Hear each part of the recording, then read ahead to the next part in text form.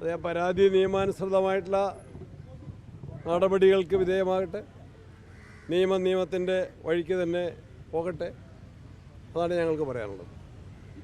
തെരഞ്ഞെടുപ്പ് കാലമാണ്, ഏതെങ്കിലും ഒരു രാഷ്ട്രീയ ലക്ഷ്യമുണ്ടെന്ന് അങ്ങനെ എന്തെങ്കിലും തോന്നുന്നുണ്ടോ? തെരഞ്ഞെടുപ്പിൽ ഐക്യ ജനാധിപത്യ മുന്നണി ഉയർത്തുന്ന ജനകീയ പ്രശ്നങ്ങൾ, സർക്കാരിൻ്റെ ജനവിരുദ്ധ നയങ്ങൾ, ശബരിമലയിലെ സ്വർണ്ണക്കൊള്ള, അതൊന്നും ഇതുകൊണ്ട് മറച്ചു പിടിക്കാൻ ആർക്കും കഴിയില്ല.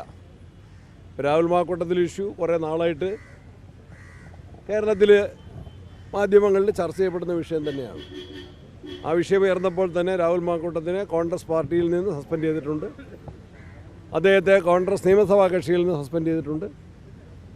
ആ കാര്യത്തിൽ പോലീസിൻ്റെ അന്വേഷണം കുറേ നാളായിട്ട് നടക്കുകയാണ്. ആ അന്വേഷണം എവിടെ എത്തിയിട്ടില്ല. ഇപ്പോൾ മുഖ്യമന്ത്രിക്ക് പരാതി നൽകിയെന്ന് വാർത്തയിൽ നിന്ന് മനസ്സിലാക്കാൻ സാധിച്ചു.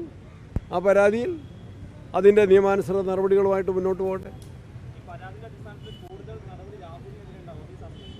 നിയമ നടപടികൾ സ്വീകരിക്കേണ്ടത് ഞങ്ങളല്ലല്ലോ. പാർട്ടിയിൽ നിന്ന് ഇപ്പോൾ സസ്പെൻഡ് ചെയ്തിട്ടുണ്ട്. നേരത്തെ തന്നെ പോലീസ് കേസ് രജിസ്റ്റർ ചെയ്തിട്ടുണ്ട്. അന്വേഷണ നടപടികൾ എവിടെ എത്തിയിട്ടില്ല. അദ്ദേഹം ഇപ്പോൾ കോൺഗ്രസ് പാർട്ടിയിൽ പ്രവർത്തിക്കുന്നില്ല.